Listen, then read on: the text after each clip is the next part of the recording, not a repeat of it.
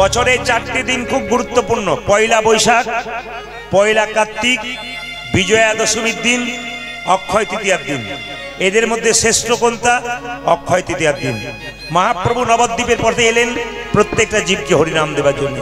শ্রী গৌরাঙ্গ প্রেমের ঠাকুর প্রেম বিলাতে এলো নদী। আজি শ্রী গৌরাঙ্গ প্রেমের ঠাকুর প্রেম বিলাতে এলো নদী। গৌরাঙ্গ প্রেমের ঠাকুর প্রেম বিলাতে এলো নদী যায়।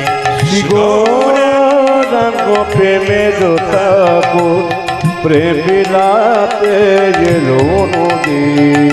রাধা প্রেমে করা তনু, রাধা প্রেমে করা তনু, রাধা প্রেমে করা তনু, আজি রাধা প্রেমে করা তনু, অন্তরে যার শ্যামরাই।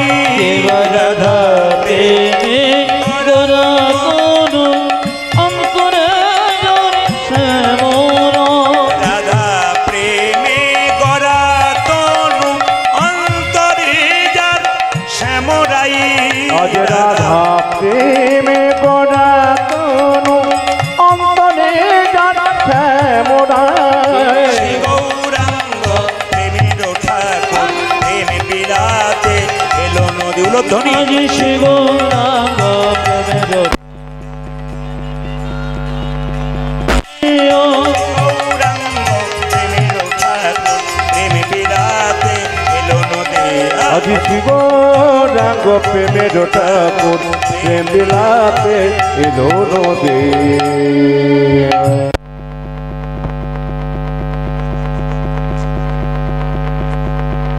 যারা আছেন তাদেরকে বলবো একবারে কারো কাছে কোনো শব্দ করবেন না। যারা যেভাবে যারা বসবার তারা বসেছেন, যারা দাঁড়াবার তারা দাঁড়াবেন, আপনি বসাতে পারবেন না। সবার নিবেদন রইল সবার কাছে যে এখানে বসে আছেন, আজকে মহাপ্রভুর সম্পর্কে আপনাদের জানতে হবে।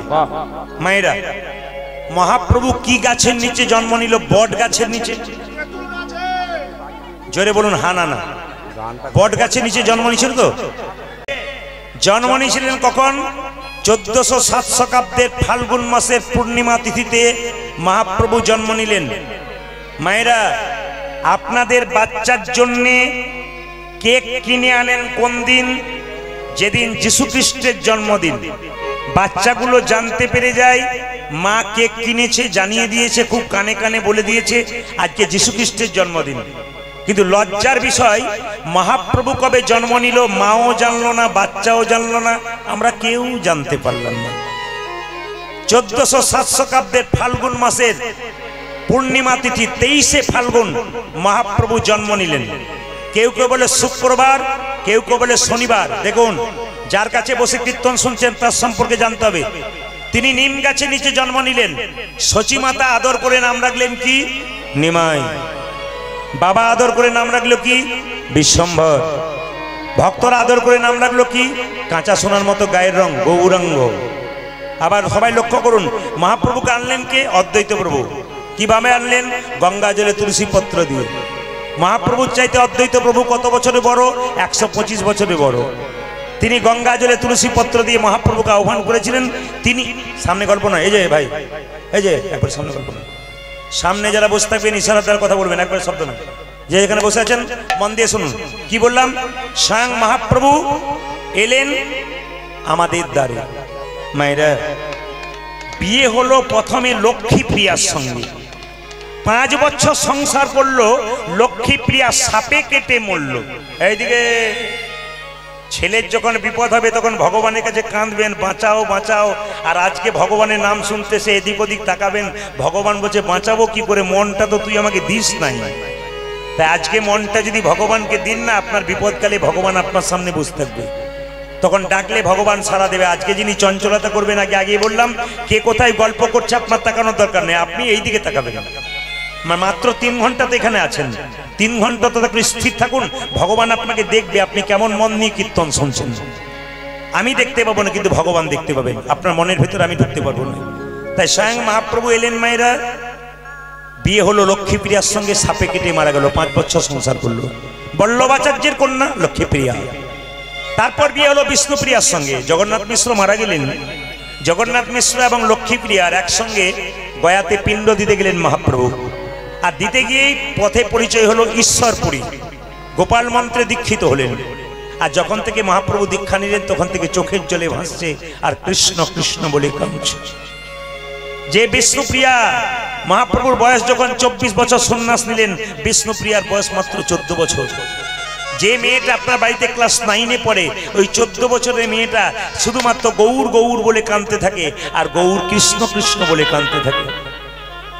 তারা শিক্ষা দিয়ে দিলেন জগৎকে। কি শিক্ষা দিলেন? তাকান, তারা শিক্ষা দিলেন যে স্বামী স্ত্রী দুজনে মিলে যদি কৃষ্ণ ভজন করতে পারে, সংসারের মঙ্গল নিতাই গৌর হরি বল। আপনারা এমন হতে পারেন, স্ত্রী আসছে স্বামী আসতে পারে না, আপনি শুনে নিয়ে যান, আপনার কাজে লাগবে। স্বামী আসছে স্ত্রী আসে নাই, আপনি শুনে নিয়ে যান, আপনার কাজে লাগবে। তাই মহাপ্রভু কি করলেন? নবদ্বীপের মাটিতে এলেন আর নিতাই চাঁদকে ডেকে বললেন, দাদা তুমি জীবের দ্বারে হরিনাম দাও। কিভাবে দেবো? নয়নে দেখিবে যারে কৃষ্ণ নামে দেবে, নয়নে দেখিবে যারে কৃষ্ণ নামে দেবে, নয়নে দেখিবে যারে কৃষ্ণ নামে দেবে, আজ নয়নে দেখিবে যারে কৃষ্ণ নামে দেবে তারে, নয়নে দেখিবে যারে কৃষ্ণ নামে দেবে তারে, দাদা নয়নে দেখিবে যারে কৃষ্ণ নামে দেবে, দাদা নয়নে দেখিবে যারে কৃষ্ণ নামে দেবে তারে, আজ নয়নে দেখিবে যারে কৃষ্ণ নামে দেবে তারে। যেন জাতির বিচারে করো না দাদা, জাতির বিচার করো না দাদা, জাতির বিচারে করো না যেন দাদা, জাতির বিচার করো না দাদা, যারে দেখিবে নামে দেবে জাতির বিচার করো না দাদা, তুমি যারে দেখিবে নামে দেবে, জাতির বিচার করো না দাদা, যারে দেখিবে নামে দেবে জাতির বিচার করো ও না তুমি দাদা। যারে দেখিবে নামে দেবে জাতির বিচারে করো না দাদা। হরিনামে কোনো জাতির বিচার নাই, জাতি তো দূরের কথা, নারী পুরুষ একসঙ্গে বসছেন। এটা কে করেছে? মহাপ্রভু। এখানে ড্যান্স হাঙ্গামা হয়ে গেলে মাঝখানে একটা বাঁশের বেড়া দিত, নারী আর পুরুষ আলাদা আলাদা। কিন্তু আজকে হরিনাম এমন একটা ব্যাপার, প্রেমের ব্যাপার, যেটা মহাপ্রভু করলেন, বাকি কোনো জায়গায় দেখা যায় না, একমাত্র ভগবানের নামে দেখা যায় আপনারা একসঙ্গে বসতে পেরেছেন। এটা কে করেছে? মহাপ্রভু। জাতির বিচার নাই, সব জাতি একসঙ্গে মহাপ্রভুর গুণকীর্তন শুনছেন। তিনি এখানে বসে আছেন, কিন্তু এইখানে আছেন কেন? মহাপ্রভু নিজের মুখে বলেছেন, যেখানে যেখানে হয় হরির নাম ও সংকীর্তন, নিত্য নবদ্বীপ নিত্য বৃন্দাবন। মায়েরা, এই জায়গাটা নবদ্বীপ, এই জায়গাটা বৃন্দাবন। আজকে আপনারা এই কথা ভেবে, মহাপ্রভু আপনাদের সামনে বসে আছে, এই কথা ভেবে কীর্তন শুনুন, আপনার লাভ আছে। নিতাই চাঁদ বললো, যাকে চোখে দেখবো তাকে হরিনাম দেবো, যদি না নেয় দাদা প্রথমে ধরিবে হাতে, যদি না চাই না দাদা প্রথমে ধরিবে হাতে, যদি না চাই নামে, প্রথমে ধরিবে হাতে, যদি না চাই না দাদা গো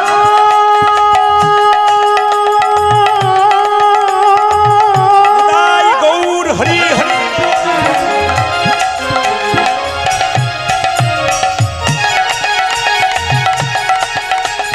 জানে জানে দামা দামা মাগা মাগা রে গারে সাসা, প্রথমে ধরিবে হাতে, যদি না চাই নামে, প্রথমে ধরিবে হাতে, যদি না চাই না বুঝা যে প্রথমে ধরিবে হাতে, যদি না চাই নামে দাদা হাতে ধরে বলবে হরি, দাদা ভাববে গুনে বলবে হরি, হাতে ধরে বলবে হরি, তুমি হাতে ধরে বলবে হরি, বলাবে হরি বলবে হরি, হাতে ধরে বলবে, তুমি বলবে হরি বলবে হরি, হাতে ধরে বলবে হরি, বলাবে হরি বলবে হরি, হাতে ধরে ও বলবে। তুমি বলবে হরি বলবে হরি, হাতে ধরে বলবে হরি। হাতে ধরার পর যদি হরিনাম না নেই, শেষ উপায় কি? পাছে তারও লোটাইবে পাই।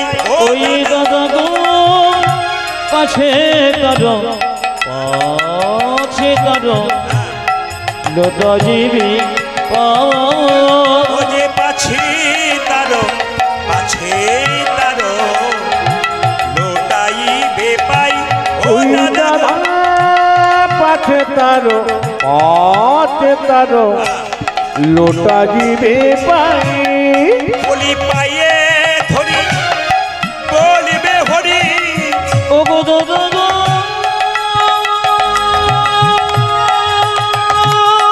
কি বল?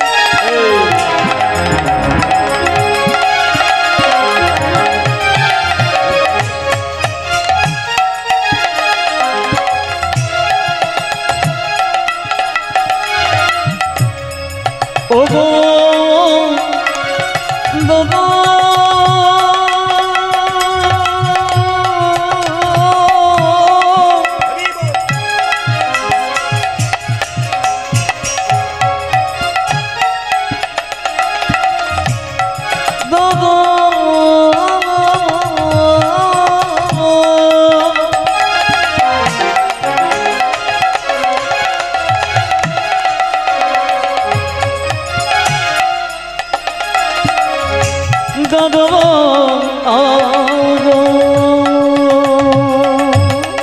দাদা তুমি পাগে ধরে বলবে ঘড়ি ধরে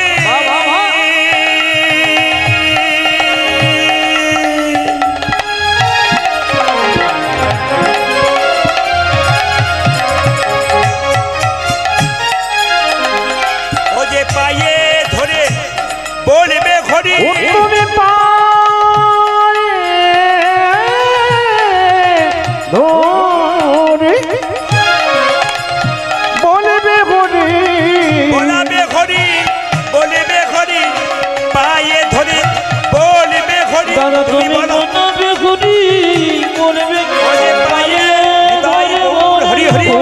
বলাবে গরি বলবে গরি তুমি বলাবে গরি বলবে গরি দাদা পায়ে ধরে বলবে গরি আলো কাছে ধরো লতাইবি পা জোরে বলুন রাধা রানী কি, শ্যাম সুন্দর কি, মহাপ্রভু কি, হরিবাসর কি, নিত্যানন্দ প্রভু কি, অদ্বৈত প্রভু কি, শ্রীবাস প্রভু কি, গদাধর কি। আচ্ছা আপনাদের সামনে নিবেদন, গৌরচন্দ্রিকা শেষ করবার আগে একটা ছোট কথা বলে যাই। এই যে আপনারা কীর্তন শুনতে এসছেন, আজকে সাধু সঙ্গ করতে এসছেন। প্রশ্ন করবেন প্রদীপ বাবু আপনি বললেন সাধু সঙ্গ, সাধু কোথায়? সবাই তো মানুষ না। বাজার থেকে গেরুয়া বস্ত্র কিনতে পাওয়া যায়, পড়লে সাধু হয় না। বাজার থেকে তিলক কিনতে পাওয়া যায়, পড়লে সাধু হয় না। বাজার থেকে মালা কিনতে পাওয়া যায়, পড়লে সাধু হয় না। সাধু কারা? ভেতরটাকে ভালো করেছে যারা। আজকে হরিনাম শুনতে এসছেন, যাদের ভেতর ভালো তারা সাধু। একজন রিক্সাওয়ালা হতে পারে, টোটোওয়ালা হতে পারে, একজন সাধারণ মানুষ হতে পারে, একজন শিক্ষক হতে পারে, যদি ভেতরটাকে সে সুন্দর। এই যে সাধন বলে যিনি ইন্দ্রিয়কে পরিষ্কার করেছেন তিনি হচ্ছেন সাধু। রামকৃষ্ণদেব বলেছেন, ও মায়েরা, রামকৃষ্ণদেবের স্ত্রী সারদা মা বলেছেন, নিজের দোষগুলো আগে ধরো, পরের দোষ দেখতে যেও না। পরের দোষ দেখতে গিয়ে তুমি ঠকবে। কেন? ওই পরের দোষ দেখতে দেখতে নিজে এত বড় দোষী হয়ে যাবে, জীবনে তোমার উন্নতি হবে না। এই সবার কাছে নিবেদন রইল, তোমার ভেতরে কি কি দোষ আছে সেগুলো আগে সরিয়ে দাও। যত সরাবে তত তোমার কাজে লাগবে। মায়েরা, আবার রামকৃষ্ণদেব কি বলেছে শুনে রাখুন। এই যে কীর্তন শুনতে এসছেন না, আমাদের ভগবান ভজনা কেমন তাকান আমার দিকে। আগেকার গরিব মেয়েদের সংসারে খুব অভাব থাকতো, ওরা বড় লোকের বাড়িতে কাজ করতে যেত।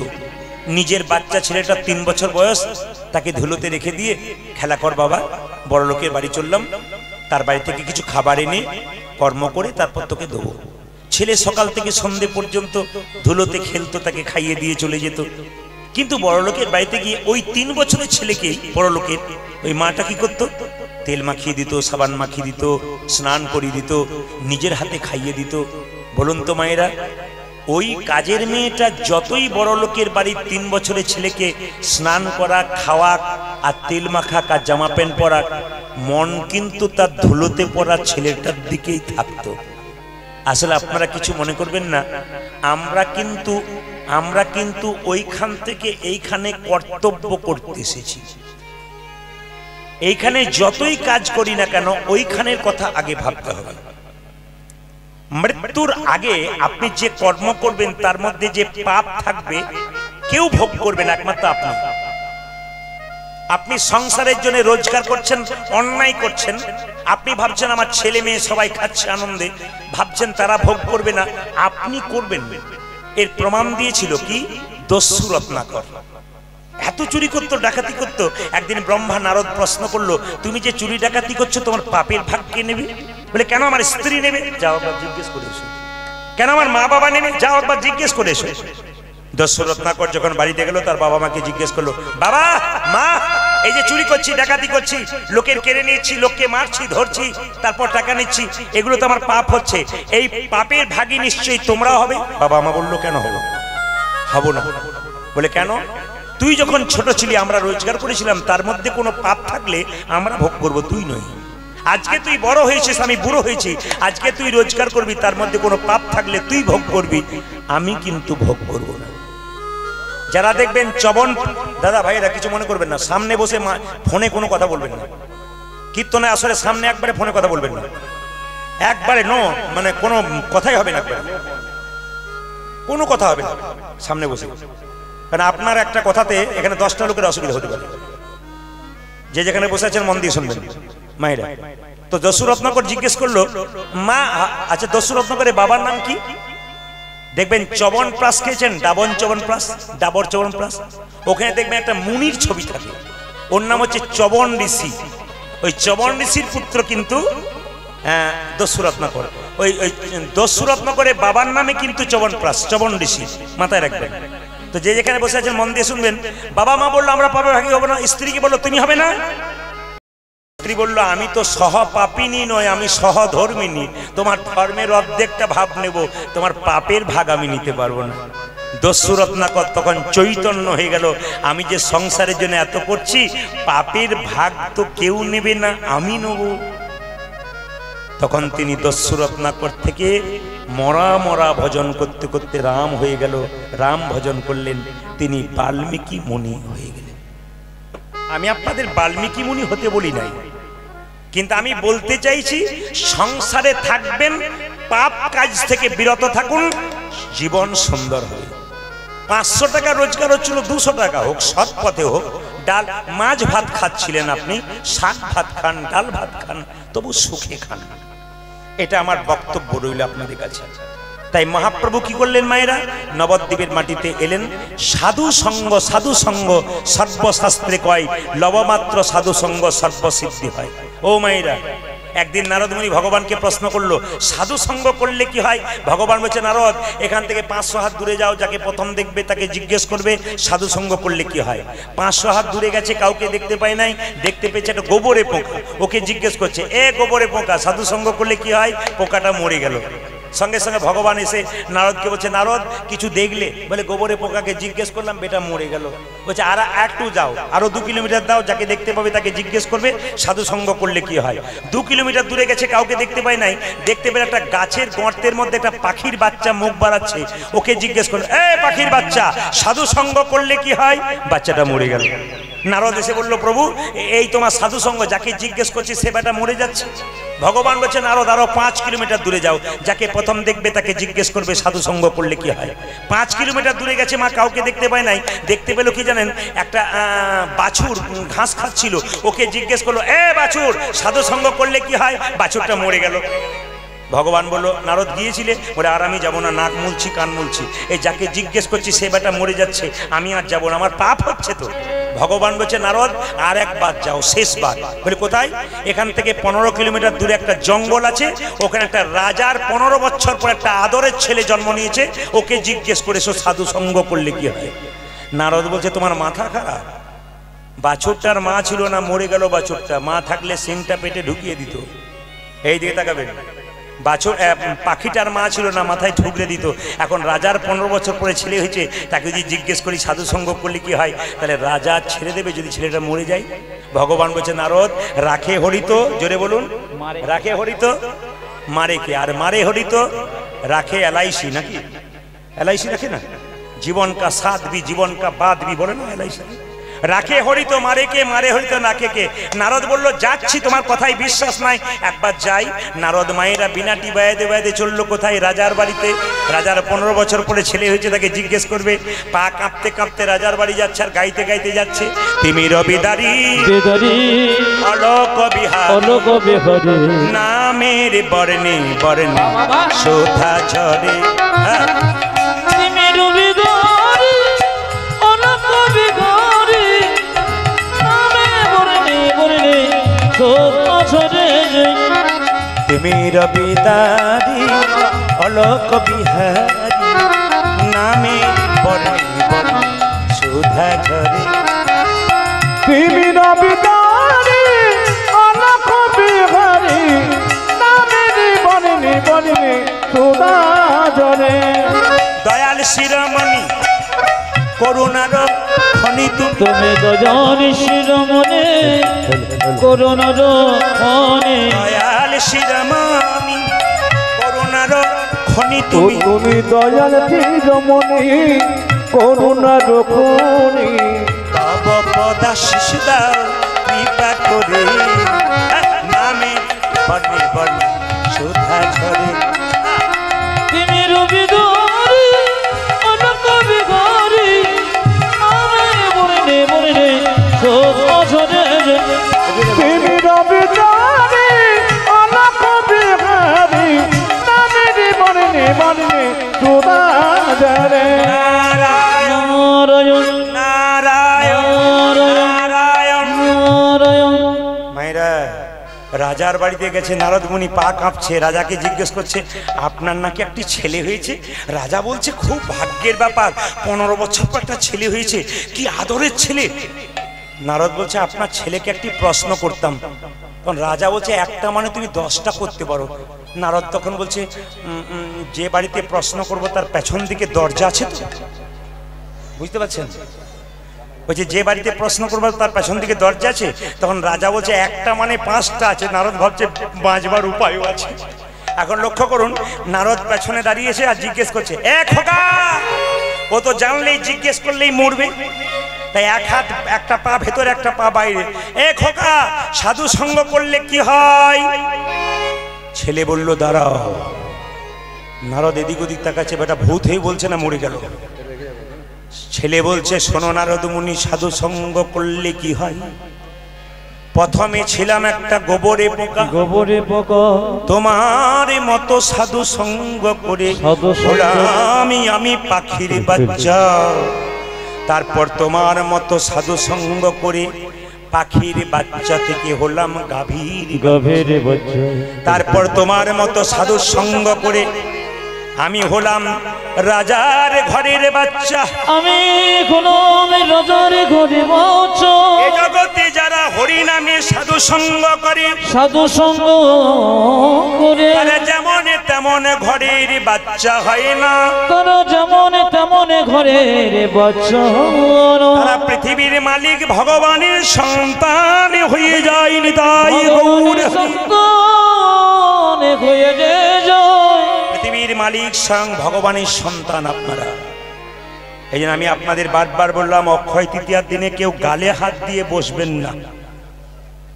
যদি কেউ গালে হাত দিয়ে বসেন তাকে প্রশ্ন করব ক্যালেন্ডারে, ছবিতে, মূর্তিতে কোথাও কৃষ্ণের ছবিতে গালে হাত নাই। দেখাতে পারলে আমাকে বলবেন। কোথাও কৃষ্ণের ছবিতে গালে হাত নাই। যে জগৎ সংসার চালায় তার গালে হাত নাই। আপনি একটা সংসার চালাচ্ছেন, আপনার গালে হাত থাকবে কেন? এই দিয়ে দেখেন, ভাবছো বসে চলবে কিসে? তুমি ভাববার কে? যিনি ভাববার তিনি ভাবছেন, তুমি ভাবো তাকে। তাকে ভাবলে হবে। বাচ্চা জ্বালাতন করবে কিন্তু তবু কীর্তন শুনবেন কেন? বাচ্চা এমনি এমনি করবে, অনেক কিছু করবে, তবু তাকে রাখবেন কেন? আপনার আজকে লাভ আছে, আপনার বাচ্চা কৃষ্ণ ভক্ত হয়ে যাবে। আসুন আজকে মহাপ্রভুর এই গুণকীর্তন আমরা গাইব। স্বয়ং গৌরাঙ্গ মহাপ্রভুর মন্দিরে এসেছি, সবাই মিলে ভজ গৌরাঙ্গ হাত তুলে একসঙ্গে গাইবেন। সবাই মিলে একসঙ্গে হাত তুলুন, একসঙ্গে হাত তুলুন সবাই, যে যেখানে বসে আছেন। জয় মহাপ্রভু কি, গৌরাঙ্গ মহাপ্রভু কি, নিত্যানন্দ প্রভু কি। সবাই মিলে ভজ গৌরাঙ্গ লহ গৌরাঙ্গ জপ গৌরাঙ্গীর নাম রে। ভজ গৌরাঙ্গ জপ গৌরাঙ্গ লহ গৌরাঙ্গের নাম রে। আমি বলবো আপনি জাতিতে হিন্দু, মহাপ্রভুকে সম্মান দিতে গেলে হাত তুলে সবাই বলুন ভজ গৌরাঙ্গ লহ গৌরাঙ্গ জপ গৌরাঙ্গীর নাম রে। ভজ গৌরাঙ্গ কহ গৌরাঙ্গ লহ গৌরাঙ্গী নাম রে। আসরে সবচাইতে ভালো লাগলো আপনার সুন্দর করে হাত তুলছেন, ভজ গৌরাঙ্গ লহ গৌরাঙ্গ জপ গৌরাঙ্গের নাম রে, কিন্তু দু চারজনকে দেখলাম এদের বেশ ভালো লাগলো, ভজ গৌরাঙ্গ লহ গৌরাঙ্গ, এদের বেশ ভালো লাগলো। ভদ্রলোকের মতো দাঁড়িয়ে আছেন, একবারে হিন্দু জাতির লোক, ইনি বোঝাচ্ছেন আমি কোন জাতির লোক। এই দেখুন হাত সরিয়ে দিয়েছে, আমার কথা শুনে হাত সরিয়ে দিয়ে ভাবছে বেটা আমাকেই বলছে।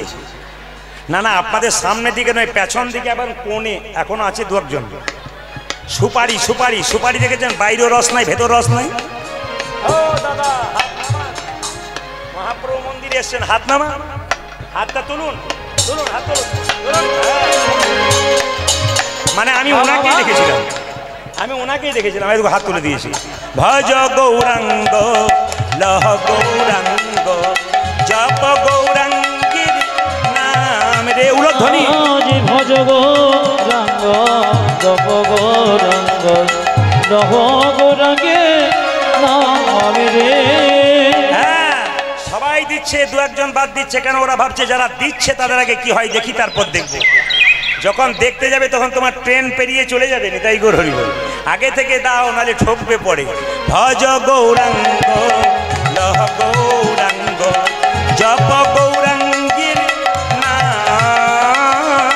কহ গৌরাঙ্গ কহ গৌরাঙ্গ লহ গৌরাঙ্গীর নাম রে। যে জনা গৌরাঙ্গ ভজে সে হয় আমার প্রাণ রে, হরি বল। যে জন গৌরাঙ্গ ভজে সে গো আমার প্রাণ রে। যে জনা গৌরাঙ্গ ভজে সে হয় আমার প্রাণ রে। আজি যে জন গৌরাঙ্গ ভজে সে আমার প্রাণ রে। আচ্ছা মায়েরা, মহাপ্রভুর ছবি দেখেছেন, মূর্তি দেখেছেন? হাতটা নিচে না উপরে দেখানো যাবে? তাহলে এখন কথা আপনাদের সামনে, মহাপ্রভু হাতটা তুলে আছে। একজন ভক্ত জিজ্ঞেস করছে তোমার হাতে ব্যথা হয় না? বলছে ব্যথা আবার হয় না। বলে নামাও। বলে কি করে নামাবো? তোরা তুলছিস না তাই নামাচ্ছি না। একজন ভক্ত বললো এই দেখো তুলে দিলাম, এইবার নামাও। বলছে তোরা তো তুললি, তোদের পেছনে যারা আছে তারা, আপনাদের বলি নেই, তোদের পেছনে যারা আছে তারা তুললো না। বলছে না না, আমি তুলে আছি কেন, হাতটা তুলে আছি কেন? আমি এই জন্মে নয়, জন্ম জন্মান্তর ধরে হাত তুলে আছি। হ্যাঁ, প্রত্যেকটা মানুষের জন্য হাত তুলে আছে, তাই মহাপ্রভু সবার জন্য হাতটা তুলে আছে। সবাই মিলে হাত তুলুন। ভজ গৌরাঙ্গ লহ গৌরাঙ্গ জপ গৌরাঙ্গীর নাম। আজ ভজ গৌরাঙ্গ জপ গৌরাঙ্গ জপ গৌরাঙ্গে নাম রে। যে জনা গৌরাঙ্গ ভজে সে হয় আমার প্রাণ। ও যাজে যে জন গৌরাঙ্গ ভজে সে আমার প্রাণ রে। যে জনা গৌরাঙ্গ ভজে সে হয় আমার প্রাণ।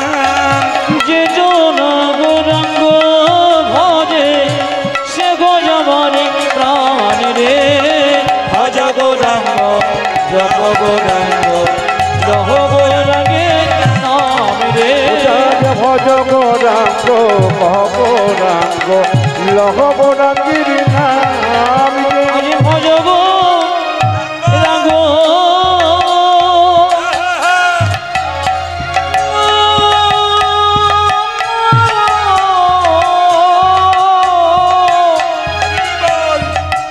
জপ গৌরাঙ্গ লহ গৌরাঙ্গে নাম রে। ভজ গৌরাঙ্গ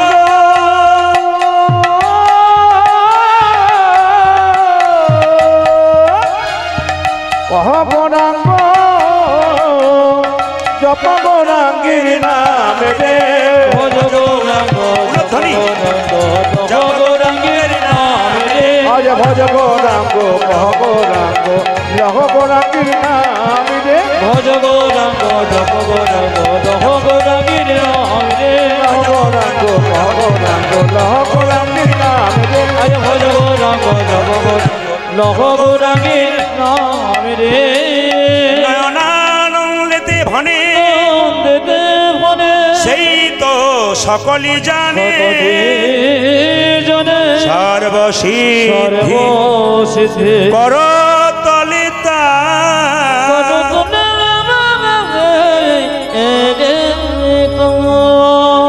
সবাই মাথায় কাপড়টা নিন, করজোরে প্রেম সে বসুন, একবার জোরে উলুধ্বনি দিন, নিতাই গৌর হরি হরি।